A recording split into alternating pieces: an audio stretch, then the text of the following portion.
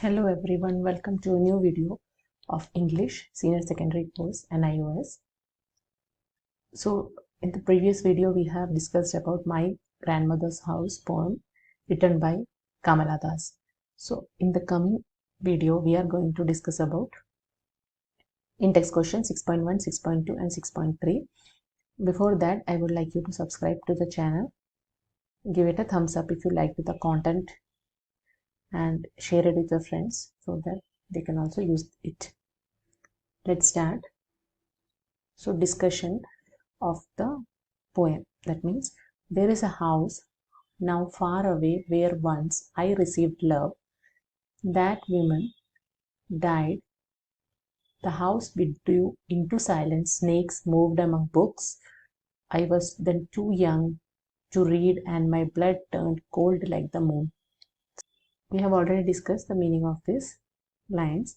Now, in-text question 6.1 says, what happened to the house after the grandmother died?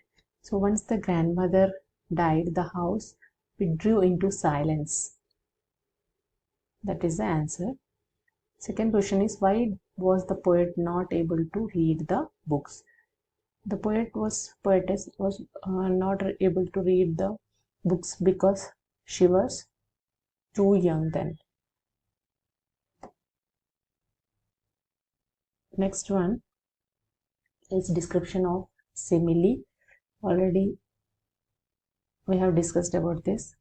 It is a comparison where you can see here, my blood turned cold like the moon. So the moon is being compared to the blood. Coldness of blood and the moon, both are compared here. Now she used the word like to make the comparison. The comparison of two things, usually like or as, is called simile. So this is the definition of simile. It is a poetic device. Now example you can see here, he is as brave as a lion. The place was silent like a grave. These are the examples of simile. Let's go on to the next part of the poem. Here you can see meanings are displayed, pair, displayed and brooding. These are the words whose meanings are explained here. How often I think of going there to peer through blind eyes of windows and just listen to the frozen air, or in wild despair pick an armful of darkness to bring it here to lie behind my bedroom door like a brooding dog. These are the lines. Let's go to the next part. In-text question 6.2, let's discuss. The poet wants to go back to the house. Refer to those lines we have just read, and the answer is to peer through the windows.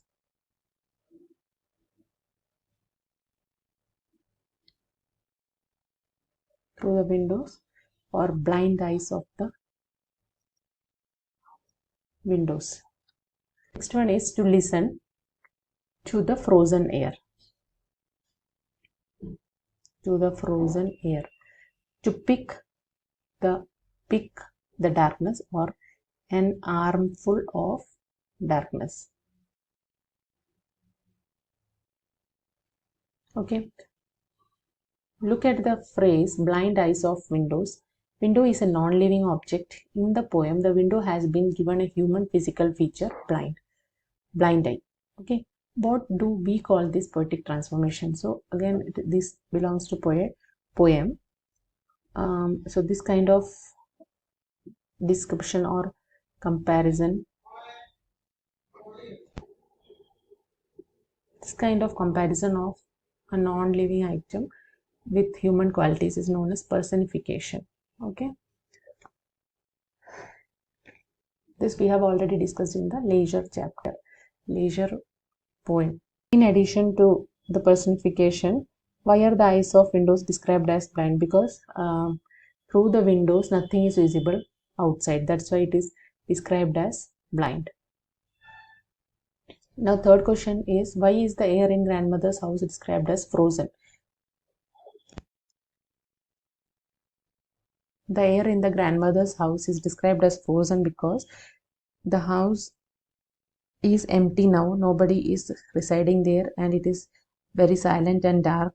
And the air, according to the poetess, is frozen and it is not at all moving. So she just want to describe it as a very quiet place, dark place, which brings sadness inside her. Next question is, pick out the correct alternative in A and B. So let's see. An armful of darkness means old memories of grandmother's house or unhappy days. No. Some dark object from the house. No. So this is the correct answer. Next one is, to lie behind my bedroom door like a brooding dog means that the memories will always remain with the poet. The memories will lie uncared for in a corner. The memories are as unimportant as a dog. This one is wrong. Then memories will lie uncared. That is also wrong. The memories will always remain with the poet. So she just want to take it to her bedroom. Let's discuss rest of the lines. You cannot believe, darling, can you, that I lived in such a house and was proud and loved?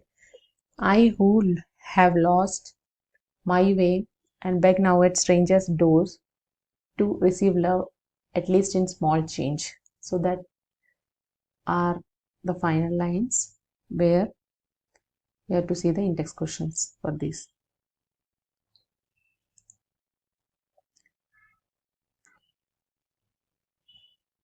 Which words tell you that the poet is talking to someone?